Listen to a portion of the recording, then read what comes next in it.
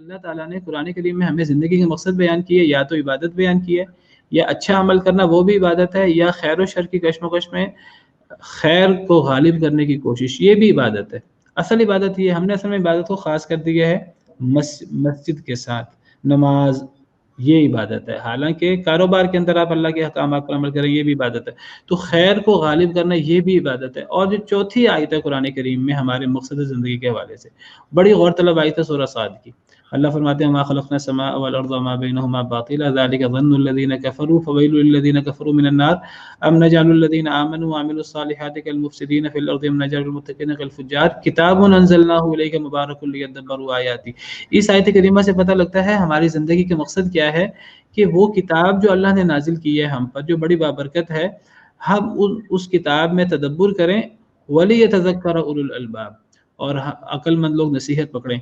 سورہ صاد کی اس آیت کریمہ سے پتہ لگتا ہے کہ ہماری ہر مسلمان کی زندگی کا مقصد قرآن ہے، قرآن میں تدبر اور قرآن سے نصیحت حاصل کرنا۔ تو یہ قرآن، میں اکثر اپنے دروس میں بھی کہتا ہوں، میں یونیورسٹی میں بھی قرآن ہی پڑھاتا ہوں، علوم میں قرآن پڑھاتا ہوں، اسلام اور قرآن لازم و ملزوم ہے۔ اسلام شروع ہوا ہے، نبی صلی اللہ علیہ وسلم پر وحی ہوئی ہے، اقرأ بسم ربک الذی خلق، اور جب تک آپ نبی رہے ہیں، جب تک آپ پر قرآن اترتا رہا ہے، جیسے ہی آپ پر قرآن خود اترنا بند ہوا ہے، آپ کو اللہ نے اپنے پاس بلا لی ہے۔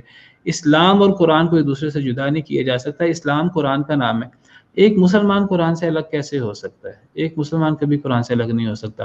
ایک مسلمان قرآن کو چھوڑ کر کبھی دنیا میں کبھی کامیاب نہیں ہو سکتا اپنے گول میں۔ مسلمان کا گول دنیا آخرت دونوں ہوتی ہے، نہ دنیا میں کامیاب ہو سکتا نہ آخرت میں کامیاب ہو سکتا ہے۔ ایک کافر تو قرآن کو چھوڑ کر جو ہے اسے اللہ تعالیٰ دنیا میں ظاہری کچھ نعمتیں دے دیں، آخرت میں کافروں کے لیے کچھ نہیں ہے۔ ایک مسلمان دنیا میں بھی قرآن کے بغیر کامیاب نہیں ہو سکتا۔ ایک مسلمان کو کامیابی کے لیے قرآن کو پکڑنے کی ضرورت ہے۔ نبی صلی اللہ علیہ وسلم نے فرمایا تھا ان اللہ یرفع بہذا الکتاب اقواما ویضع بہ آخرین، اللہ اس کتاب کے ذریعے لوگوں کو عروج دے گا اور اسی کتاب کی وجہ سے لوگوں کو ذلیل کر دے گا۔ آج ہم مسلمان اگر ذلیل ہے تو قرآن کو چھوڑنے کی وجہ سے۔ تو میں سمجھتا ہوں کہ ہر مسلمان کی یہ ذمہ داری ہے، یہ فرض ہے ہر مسلمان پر، کہ قرآن کا جو سادہ میسیج ہے وہ تو ہر مسلمان کو سیکھنا ضروری ہے۔ اللہ نے جو ساتوں آسمانوں کے اوپر سے ہمارے لیے نازل فرمایا ہے اور ہم قرآن کریم سے غافل ہیں، اور قیامت کے دن نبی صلی اللہ علیہ وسلم فرمائیں گے، شکوہ کریں گے اللہ تعالیٰ سے، وقال الرسول یا ربی ان قوم اتخذوا هذا القرآن مہجورا، اے اللہ تعالیٰ میری قوم نے قرآن کو چھوڑ دیا تھا۔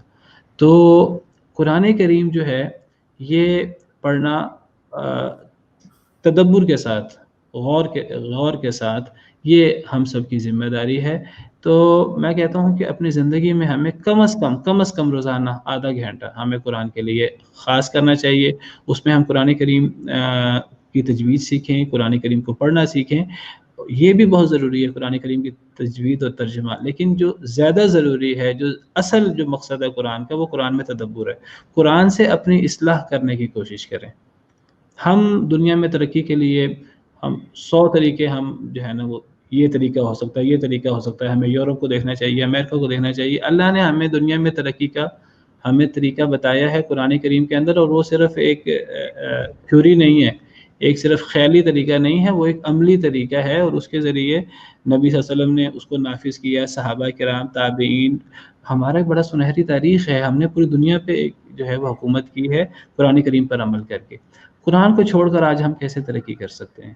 تو یہ ایک مسلمان کی زندگی سے قرآن کو نہیں نکالا جا سکتا۔ ہر مسلمان کو، وہ طالب علم ہے، استاد ہے، وہ دین سے تعلق رکھتا ہے، دنیا سے تعلق رکھتا ہے، ہر مسلمان کی ذمہ داری ہے، میں سمجھتا ہوں کہ وہ اپنی زندگی میں کچھ وقت قرآن کے لیے نکالے، قرآن کو سیکھنے کے لیے، قرآن میں غور کرنے کے لیے۔